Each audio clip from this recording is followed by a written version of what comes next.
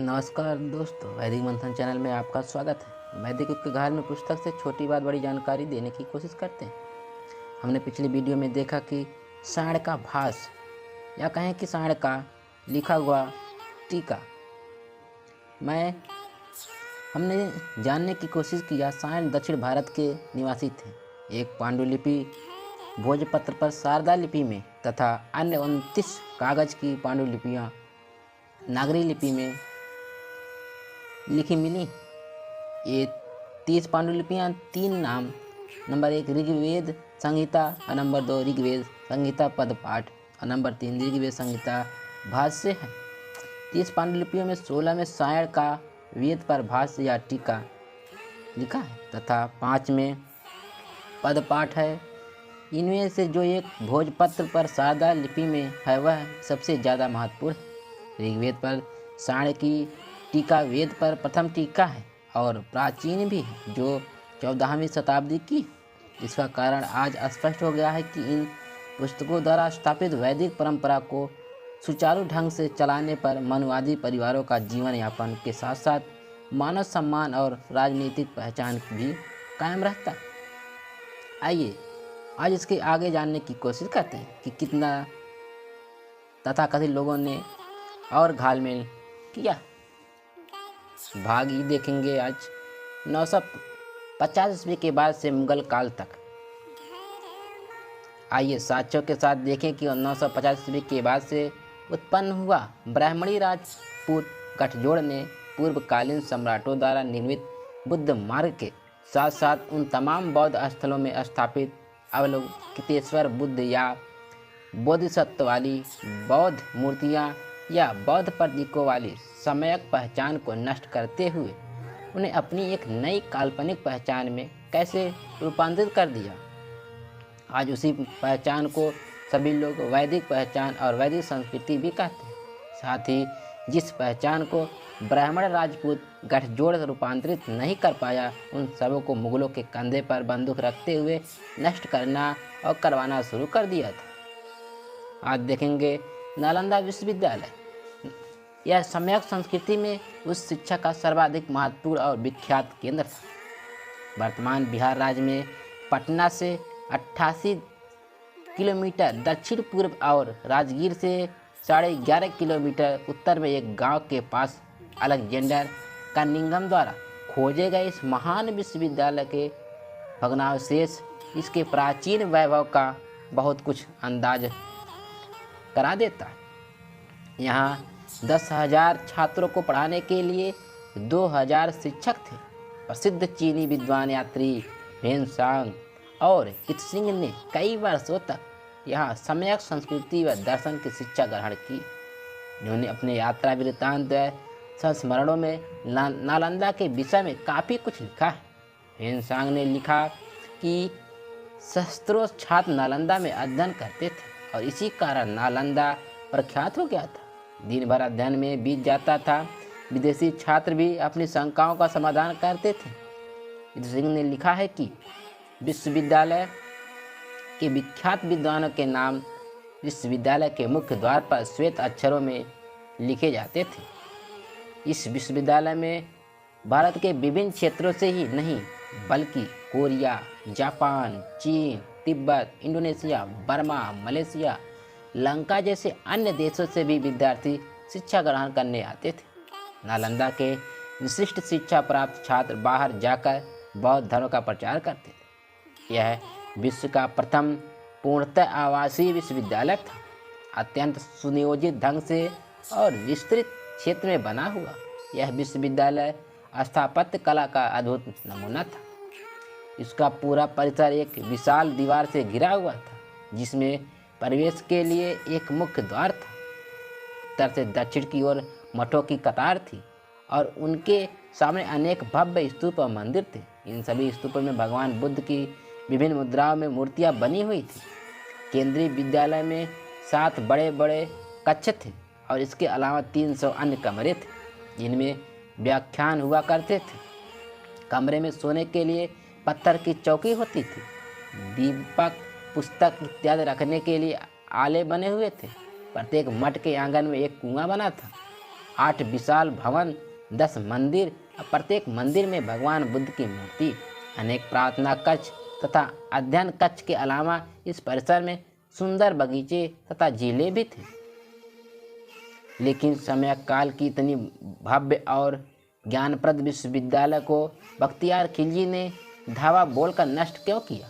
नष्ट करने के समय पर कुछ लोगों की मान्यता 1199 ईस्वी है, तो कुछ लोगों की मान्यता 1203 ईस्वी है। उस तुर्की को इस समय ज्ञान स्थली से क्या नफा नुकसान था, आप लोग बताइए।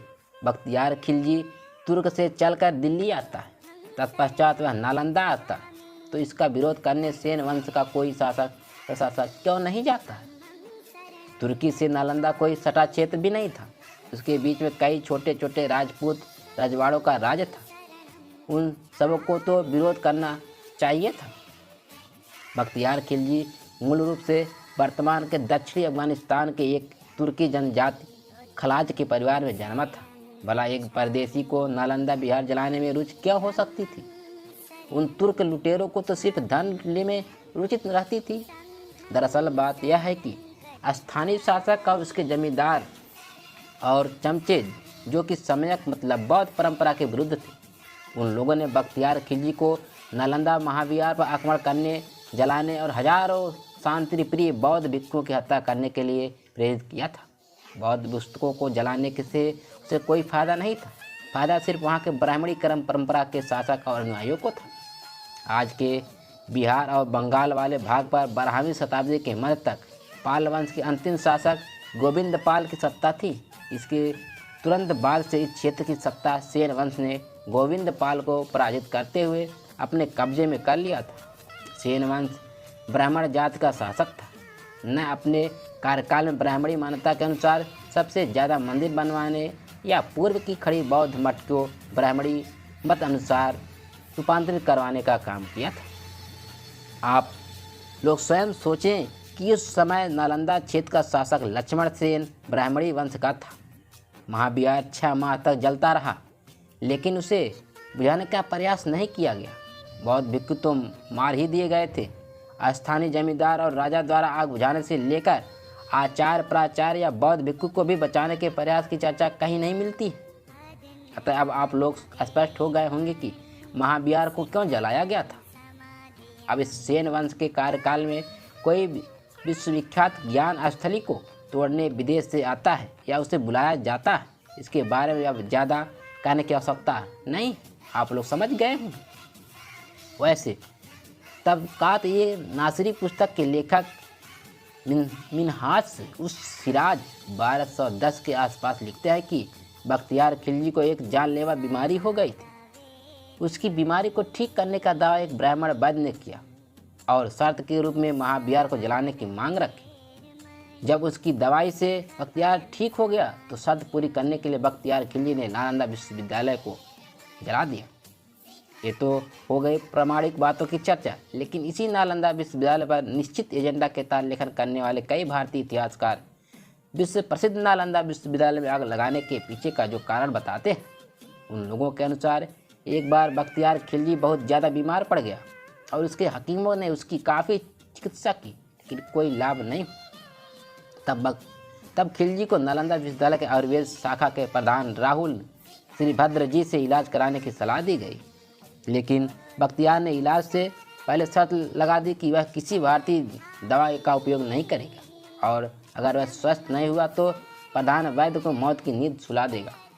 रात भर आचार्य इसके बारे में सोचते रह गए और प्रातः काल में उसके पास कुरान लेकर गए और कहा कि कुरान के इतने पन्ने रोज पढ़िए, ठीक हो जाएंगे। वैद्यराज राहुल श्रीभद्र ने कुरान के कुछ पृष्ठों के किनारों पर एक औषधि का लेप लगा दिया था। थूक के साथ केवल 10-20 पृष्ठ चाट गया और स्वस्थ हो गया, लेकिन खिलजी का घटियापन अब उबाले मारने लगा और अपने ठीक होने की खुशी छोड़ उसे जलन हुई कि उसके हकीमों ने इस भारतीय चिकित्सकों का ज्ञान महान क्यों। इसके बाद इस धर्मांध मुस्लिम शासक ने बौद्ध धर्म और आयुर्वेद का एहसास मानने के बदले सन 1199 में नालंदा विश्वविद्यालय में ही आग लगवा दी। यहाँ पर निश्चित एजेंडा के तहत लेखन करने वाले लेखक और उस मत के वाहक लोग। यह बता दें कि नालंदा विश्वविद्यालय को जलाने की तो कहानी आप लोगों ने बना दी, लेकिन उसी नालंदा जिला में नालंदा विश्वविद्यालय के ठीक बगल में 2 और विश्वविद्यालय थे, जिनका नाम उदवंतपुरी और तेल्हाड़ा विश्वविद्यालय था, जिसे आप देख सकते हैं। उस विश्वविद्यालय को कौन और क्यों जलाया, इस पर भी तो कई कहानी सुनाते होंगे। इसी प्रकार इसी बिहार राज्य के भागलपुर जिला में विक्रमशिला विश्वविद्यालय था। उस विश्वविद्यालय को कौन और क्यों जलाया, इस पर कोई कहानी सोचे हो या नहीं। सिर्फ एक विश्वविद्यालय नालंदा को जलाने की कहानी तो बता दी, लेकिन भारत में ऐसे और भी कई विश्वविद्यालय थे जहां भगवान बुद्ध के मार्ग की शिक्षा दी जाती थी। उन सारे विश्वविद्यालय को नष्ट करने कौन मुस्लिम आक्रामकता भारत आया था। इसके लिए तुम कलम कसाइयों को छोटी मोटी कहानी की जगह पर एक लंबा धारावाहिक बनाना पड़ेगा। क्यों, सही कहा ना हमने। नालंदा विश्वविद्यालय जल गया। उस विश्वविद्यालय में रहा गुप्त काल या मौर्य काल का सभी लिखित अलिखित साक्ष्य खत्म हो गया। लेकिन बात यही तक खत्म नहीं हुई। उस साजिश में जिस सेन वंश का हाथ था, वर्तमान में उसके वंशज खंडहर में बचे हुए भूभाग से प्राप्त असंख्य साक्ष्य को भी नष्ट करने में लगे थे। इन सब साजिशों के साथ साथ सेन वंश के वंशजों द्वारा मुख्य खंडहर की चार दीवारी वाले क्षेत्र में मनुवादी न्यायालय और मनुवादी पदाधिकारियों से लिखित आदेश लेते हुए खंडहर के कुछ भूभाग पर कब्जा कर लिया गया, जिस पर अस्थायी निर्माण द्वारा एक मंदिर का निर्माण कर लिया गया। उस नवनिर्मित मंदिर में वैदिक कर्मकांडियों द्वारा भैरवनाथ उर्फ तेलियवा बाबा के नाम से मूर्ति स्थापित की गई। वह मूर्ति भगवान बुद्ध की। उस मूर्ति को आप लोग चित्र संख्या 58 में देख सकते हैं। नालंदा खंडहर से प्राप्त बहुत सी मूर्तियों को सामने बने हुए नालंदा संग्रहालय में सुरक्षित रखा गया, जिसे आज कोई भी देख सकता है। आप लोगों ने ऊपर में अवलोकितेश्वर बुद्ध के बारे में काफ़ी पढ़ा होगा। इस अवलोकितेश्वर बुद्ध वाली मुद्रा नालंदा खंडहर से काफ़ी संख्या मिली है।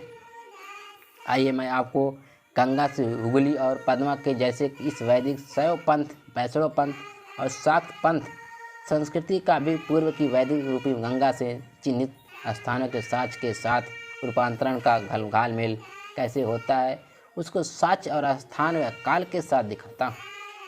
अब आप लोग साक्ष्य के साथ देखें कि कैसे गुप्त काल में निर्मित बौद्ध स्थलों में स्थापित अवलोकितेश्वर बुद्ध का या बौद्धिक सत्य वाली बुद्ध मूर्तियाँ और बौद्ध प्रतीकों का ब्राह्मणीकरण राजपूत काल में शैव संप्रदाय, वैष्णव संप्रदाय, शाक्त संप्रदाय द्वारा कैसे रूपांतरित होता है, जो आज वैदिक संस्कृति का भाग बना हुआ। हमें यकीन है आप लोगों को समझ में आया होगा।